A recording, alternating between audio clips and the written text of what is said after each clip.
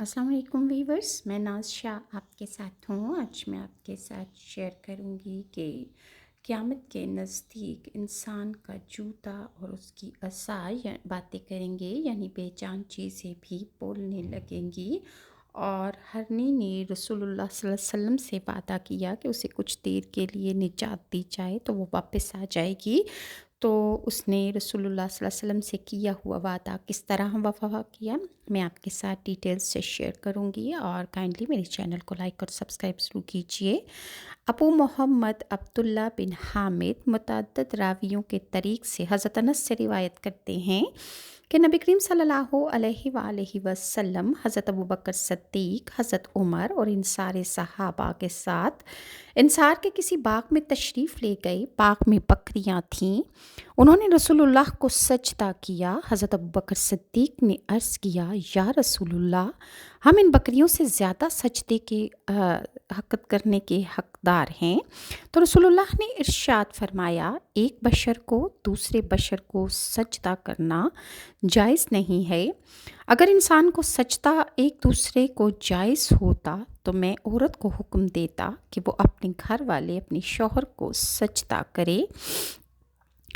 اور یہ احادیث رسول اللہ کے معجزات پر دلالت کرتی ہے۔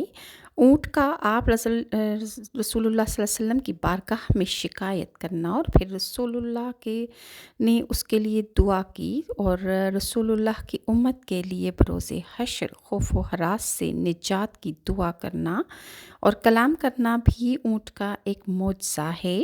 اسی طرح بکریوں کا بھی رسول اللہ کو سجدہ کرنا بھی ایک معجزہ ہے، کیونکہ وہ ناسمجھ اور حیوان مال ہے۔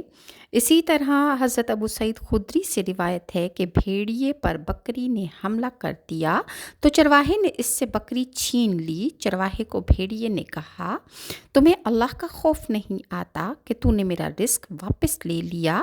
چرواہے نے کہا کہ تعجب کی بات ہے کہ بھیڑیا مجھ سے انسانوں کی طرح باتیں کر رہا ہے۔ بھیڑیے نے کہا، تعجب تو زیادہ اس بات کا ہے کہ یثرب یعنی مدینہ میں محمد صلی اللہ علیہ وآلہ وسلم پچھلے گزری قوموں کے واقعات بتاتے ہیں۔ چنانچہ چرواہا بکریوں کو بھگا کر مدینہ میں آ گیا اور بکریوں کو ایک مقام پر اس نے روکا اور رسول اللہ کی بارگاہ میں حاضر ہو گیا اور اس نے تمام واقعہ نبی کریم صلی اللہ علیہ وآلہ وسلم کو عرض کر دیا۔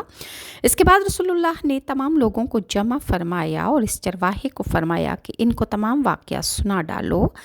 جب چرواہے نے اپنی تمام رودات تمام لوگوں کو سنا دی تو رسول اللہ نے ارشاد فرمایا کہ یہ چرواہا سچ بول رہا ہے، اللہ کی قسم کہ جس کے قبضہ قدرت میں محمد صلی اللہ علیہ وآلہ وسلم کی جان ہے، قیامت سے پہلے درندے انسانوں کی طرح باتیں کریں گے، اور ایک مرد کا تسمہ اور اس کے گھوڑے کی گوڈی یعنی پھندن بھی اس سے باتیں کریں گے، اور مرد کی ران اس کو بتا دے گی کہ اس کے گھر والوں نے اس کے پیچھے کیا کیا۔ امام بہیقی نے اس حدیث کو صحیح فرمایا ہے۔ اور اسی طرح امام احمد اور ابو سعید خدری سے روایت ہے کہ ایک عرابی مدینہ منورہ کے گرد بکریوں کی دیکھ بھال کر رہا تھا۔ بھیڑیے نے ایک بکری کو چھین لیا۔ عرابی نے اس بھیڑیے سے وہ بکری واپس چھڑا لی اور بھیڑیے کو ڈانٹ ٹپٹ کرنے لگا تو بھیڑیا دور جا کر بیٹھ گیا اور چرواہے کو کہنے لگا، اللہ تعالیٰ نے جو مجھے رزق عطا فرمایا ہے تم نے مجھ سے وہ چھین لیا ہے۔ بھیڑیا بہت حیران ہوا کہ چرواہا بہت حیران ہوا کہ بھیڑیا بھی باتیں کرتا ہے۔ بھیڑیا نے کہا کہ اللہ کی قسم تم نے تو اس سے زیادہ تعجب یافتہ بات کو سائڈ پر رکھا ہوا ہے۔ اس نے کہا، وہ کیا؟ بھیڑیا نے کہا، مدینہ کے باغ میں اللہ کا رسول لوگوں کو ماضی اور مستقبل کے واقعات بتاتا ہے۔ تو عرابی نے بکریوں کو ایک طرف رکھا اور رسول اللہ کے مکان پر پہنچ کر اس نے کنڈی کھٹکھٹائی۔ رسول اللہ نے نماز کے بعد ارشاد فرمایا، بکریوں والا عرابی کدھر ہے؟ تو عرابی سامنے آ کر کھڑا ہو گیا۔ رسول اللہ نے ارشاد فرمایا، تم نے جس بات کو دیکھا اور سنا ہے وہ تمام قصہ سنا ڈالو۔ آپ صلی اللہ علیہ وسلم نے ارشاد فرمایا، بے شک اس عرابی نے سچ کہا ہے۔ اس طرح کے واقعات قیامت سے پہلے ظہور پذیر ہوں گے۔ قیامت سے پہلے اس طرح ہوگا کہ انسان کو اس کے گھر کے حالات، اس کا جوتا اور اس کا اصحاب بتا دیں گے۔ اور اسی طرح متعدد احادیث واقع ہیں کہ جن میں سے سعید بن مسعود حضرت ابو ہریرہ سے روایت کرتے ہیں کہ ایک بھیڑیا رسول اللہ کے سامنے آ کر اپنی دم کو ہلانے لگ گیا۔ رسول اللہ نے صحابہ اکرام کو فرمایا، یہ بھیڑیوں کا نمائندہ ہے اور مویشیوں سے کچھ حصہ مانگنے آیا ہے، تو وہ اپنے حصہ پر گزر بسر کر سکیں گے اور پھر بکریوں پر اور تمہارے ریوڑ اور مویشیوں پر حملے نہیں کریں گے۔ صحابہ نے عرض کیا کہ یہ بات ہمیں تو قبول نہیں۔ پھر ایک شخص نے اس بھیڑیے کو پتھر مارا تو وہ چلاتا ہوا بھاگ گیا۔ رسول اللہ نے ارشاد فرمایا کہ یہ کس قدر تعجب خیز بات ہے۔ اور اسی طرح ایک اور حدیث ہے، حضرت عائشہ سے روایت ہے کہ ہمارے گھر میں وحشی جانور تھا۔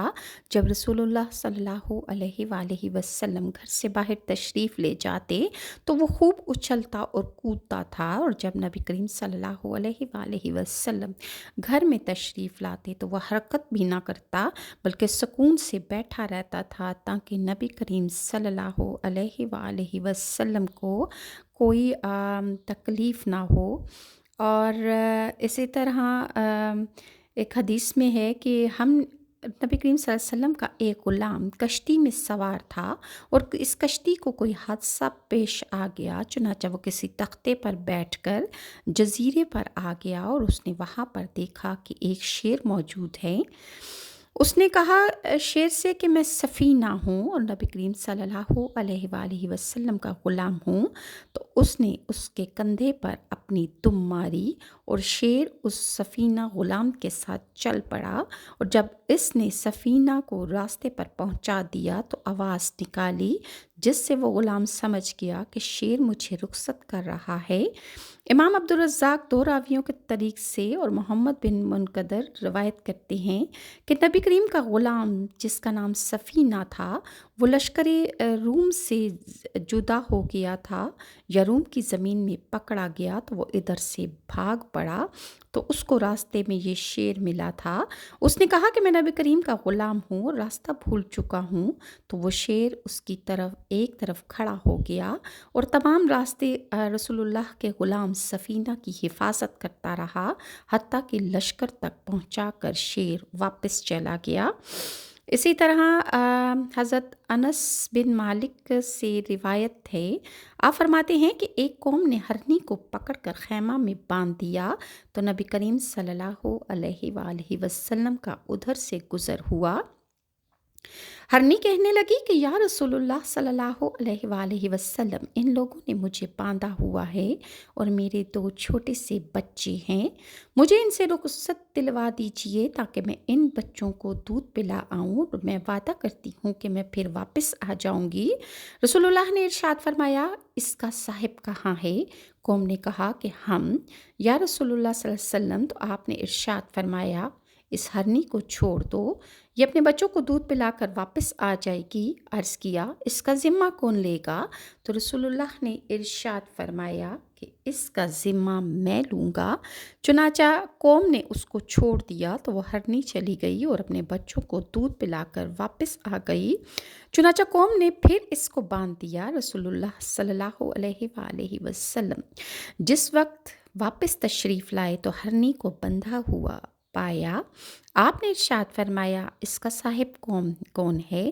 قوم نے کہا یا رسول اللہ ہم سب ہیں۔ تو آپ نے ارشاد فرمایا، اس ہرنی کو میرے ہاتھ فروخت کر دو۔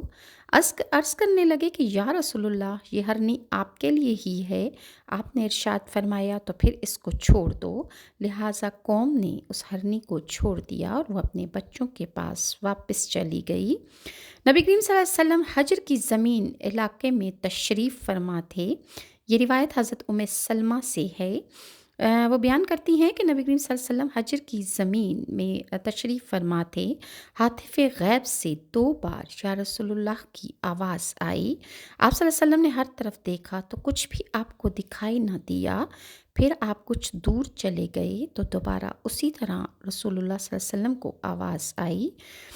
आपने उल्टे सीधे मुलाहिज़ा फ़रमाया, इधर-उधर देखा, लेकिन फिर भी आपको कुछ दिखाई ना दिया।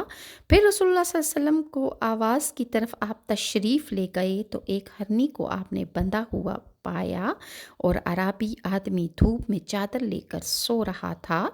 हरनी ने अर्ज़ की कि या रसूलुल्लाह सल्लल्लाहु अलैहि वसल्लम, इस शख़्स ने मुझे बाँधा हुआ है और इस पहाड़ में मेरे 2 छोटे बच्चे हैं। आप सल्लल्लाहु अलैहि वसल्लम मुझे छोड़ दें तो मैं उनको दूध पिलाकर वापस आ जाऊँगी। रसूलुल्लाह ने इरशाद फ़रमाया कि यकीनन वापस पलट आओगी। उसने अर्ज़ किया, अगर मैं वादे के ख़िलाफ़ करूँ तो अल्लाह ताला मुझे अज़ाब देगा।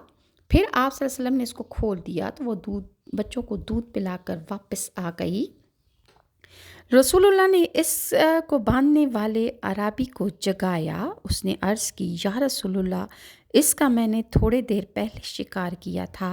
रसूलुल्लाह सल्लल्लाहु अलैहि वसल्लम को हाजत है? आप सल्लल्लाहु अलैहि वसल्लम ने इरशाद फरमाया, हाँ। उसने अर्ज़ की, ये हरनी आपकी हो गई। तो फिर रसूलुल्लाह सल्लल्लाहु अलैहि वसल्लम ने उसको छोड़ दिया और वो हरनी खुशी से भागती हुई अशहदु अन ला इलाहा इल्लल्लाह व अशहदु अन्ना मुहम्मदुर रसूलुल्लाह पढ़ती हुई चली गई।